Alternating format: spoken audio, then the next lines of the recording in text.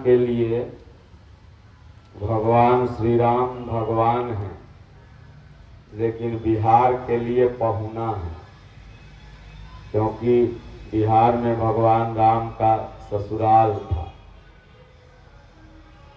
पूरी दुनिया के लिए माता सीता जगत जननी है, लेकिन बिहार के लिए कन्या है, लड़की है, क्योंकि उनका वहाँ जन्म हुआ था।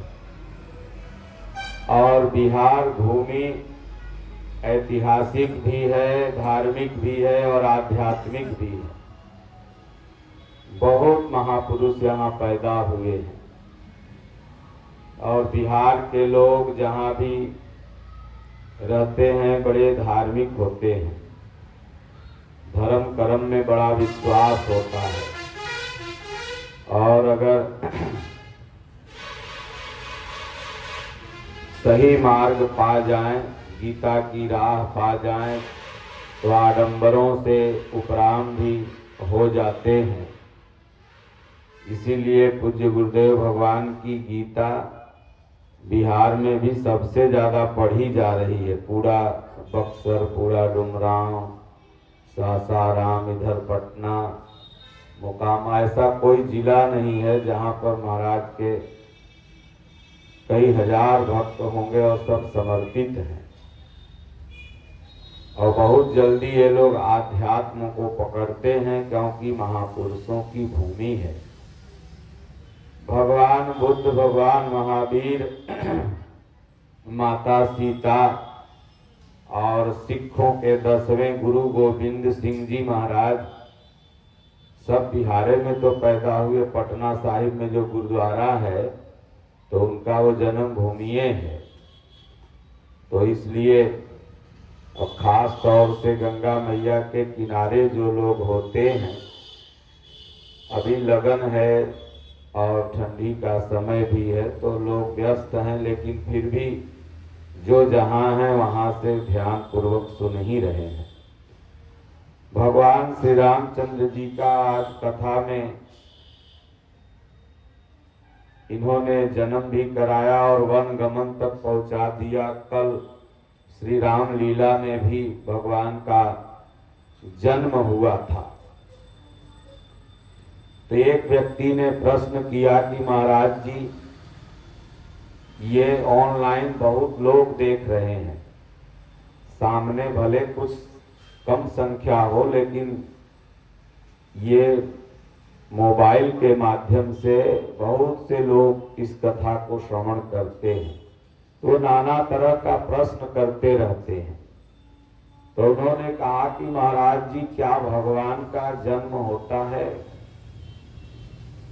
भगवान तो अजन्मा है, लेकिन कृष्ण भगवान का भी जन्म हुआ, राम भगवान का भी जन्म हुआ, भगवान शिव भी पहले सब थे, माता पार्वती ने हिलाया डुलाया, सब से शिव बनाया, एक तरह कहीं से उनका भी जन्म हुआ। जितने भी देवी देवता हैं सबका जन्म दिखाया गया है, तो क्या भगवान का जन्म होता है? भगवान तो अजन्मा है, न उसका मृत्यु न जायते म्रियते वा, न उसका जन्म होता है न तो उसकी मृत्यु होती है। वो तो भाव के वशीभूत होकर के किसी एक भक्त की रक्षा करने के लिए आता है, तो उसका एक नाम पड़ जाता है। यही अकबर ने भी बीरबल से कहा कि बीरबल, ये बताओ, तुम्हारे भगवान को तो कोई काम नहीं है, जब देखो कभी राम रूप में, कभी कृष्ण रूप में, कभी तमाम महापुरुषों के रूप में धरती पर आता ही रहता है और तुम लोग पूजा भी करते रहते हो। मेरे खुदा को तो देखो, एक बार आया और दोबारा फिर कभी नहीं आया। और ऐसा कह करके बीरबल के सामने हंसने लगा बड़ी तेजी से। अब बीरबल 10 आदमी के सामने शर्मिंदा हो गया। अकबर हमेशा बीरबल को शर्मिंदा करना चाहता था तो दोनों दोस्त मंत्री भी था बीरबल उसका, लेकिन वही मन में एक भावना कि तुम हिंदू हो मैं मुसलमान हूं। तो बीरबल ने कहा हुजूर जब इसका समय आएगा तब मैं आपको उत्तर दूंगा, अभी कुछ नहीं, अभी आप हंस लो। एक दिन 1-2 महीना बाद गंगा मैया में नाव पर बैठ के बीरबल ने कहा चलो थोड़ा पूरा परिवार के साथ सैर करके आते हैं, नाव पर घूम के आते हैं। तो एक उसका छोटा सा बच्चा था अकबर का, उसको भी बैठा लिया, पत्नी भी बैठ गई, बीरबल भी बैठ गया और Z+ वाले भी बैठ गए, सुरक्षा कर्मी, और नाव चल दी।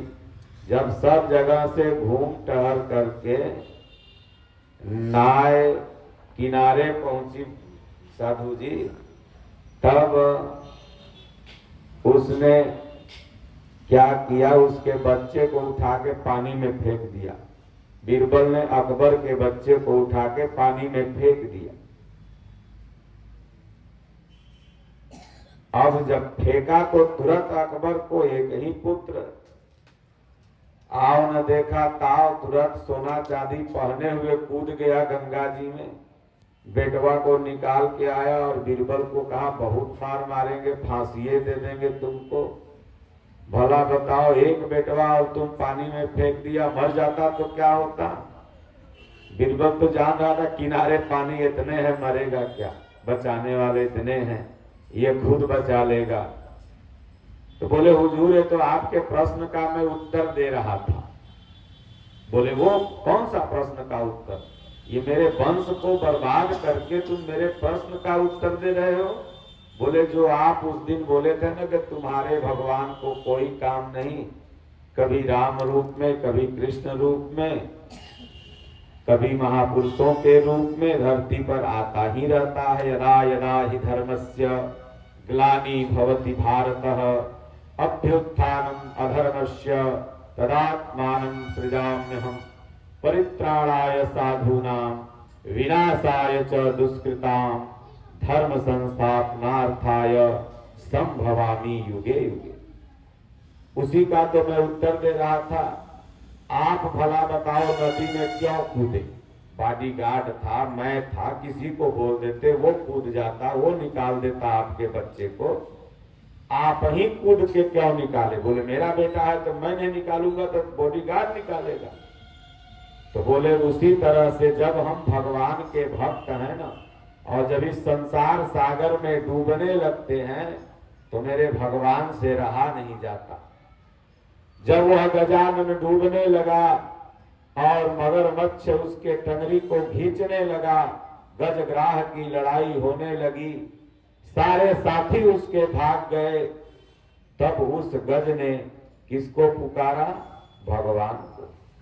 तुरंत भगवान एक रूप बना के आके सहारा दे दिया, एक अवतार हो गया। जब माता द्रौपदी की इज्जत बचने वाली नहीं थी, सब वहीं पर खड़े हंस मुस्कुरा रहे थे, शर्मिंदा थे, माता द्रौपदी ने किसे पुकारा, भगवान को। भगवान आए और रक्षा किया। तो कहते हैं कि जब जब भक्तों पर संकट आता है, और वह भक्त, क्योंकि भक्त भगवान का बेटा है, जो भी निश्चल भक्ति करता है प्रभु का, वो प्रभु का पुत्र है। क्योंकि जहां भगत मेरो पग धरे, तहां धरूं मैं हाथ, पाछा लागा सदा फिरूं, कबहु न छाड़ूं साथ। ये राम अवतार क्यों हुआ, जब जब होई धर्म कहे हानि, अपाढ़हि असुर अधमय अभिमानी, बाढ़े खल बहु चोर जुआरा, झेलम पट पर धन पर दारा, मानहि मातु पिता नहीं देवा, साधु न सन कर वावहि सेवा। जब जब इस धरती पर अधर्म बढ़ता है और धर्म कमजोर होता है, तभी तभी भगवान किसी न किसी रूप में आते हैं और संबंधित भक्त, संबंधित पुजारी की रक्षा करते हैं और एक अवतार हो जाता है और उस अवतार की एक लोग पूजा करने लगते हैं। तो भगवान जन्म नहीं लेते बल्कि अपने भक्त की रक्षा करने के लिए, जैसे हिरण्याकश्यप को मारने के लिए और प्रहलाद की रक्षा करने के लिए आए तो एक अवतार हो गया। उस युग के लोग उस अवतार की पूजा करने लगे। त्रेता युग में धरती के अत्याचार को कम करने के लिए, ऋषियों मुनियों को सुख देने के लिए, निश्चर हीन करहु मैं भुज उठाई पन कीन, सकल मुनिन के आश्रम जाय जाय सुख दीन। तो एक अवतार त्रेता युग में हो गया। अब त्रेता युग के लोग भगवान राम की पूजा करने, ये अवतार अलग अलग हो जाने से भगवान अलग अलग नहीं हो जाता, बल्कि ईश्वर एक है, परमात्मा एक है। वो विविध भक्तों को, तो इसलिए गोस्वामी तुलसीदास जी ने भय जन्म कृपाला नहीं लिखा है बल्कि भय प्रगट कृपाला लिखा है। तो आइए हम सब लोग यही स्तुति से और इसका अर्थ जानने का प्रयास करेंगे कि गोस्वामी जी ने भय जन्म कृपाला नहीं लिखा, भय प्रगट कृपाला क्यों लिखे। अगर भगवान जन्म लेता तब तो वहाँ लिखते कि भय जन्म कृपाला दीन दयाला, लेकिन यहाँ लिखते हैं कि भय प्रगट कृपाला दीन दयाला। तो आप सब लोग भी पीछे पीछे गुनगुनाएंगे, ये लोग भी गुनगुनाएंगे।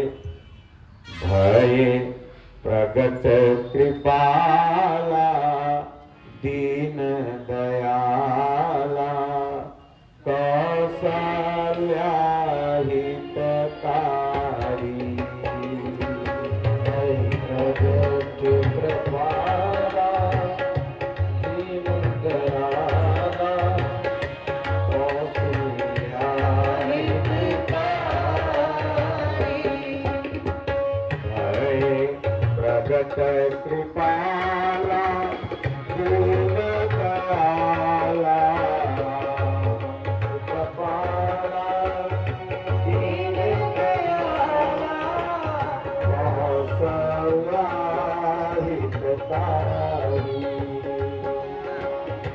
कौशल्या हितकारी, हर्षित मनकारी, मुनि मनहारी, रूप विचारी, हर्षित मनकारी, मुनि मनहारी, अद्भुत रूप विचारी, लोचन अभिरामा, तनु घन श्यामा, निज आयुध भुजचारी, लोचन अभिरामा, तनु घन श्यामा, निज आयुध भुजचारी, ओ सरवनमाला नयन विशाला, शोभाश्री मुखरारी, ओ सरवनमाला नयन विशाला, शोभाश्री मुखरारी,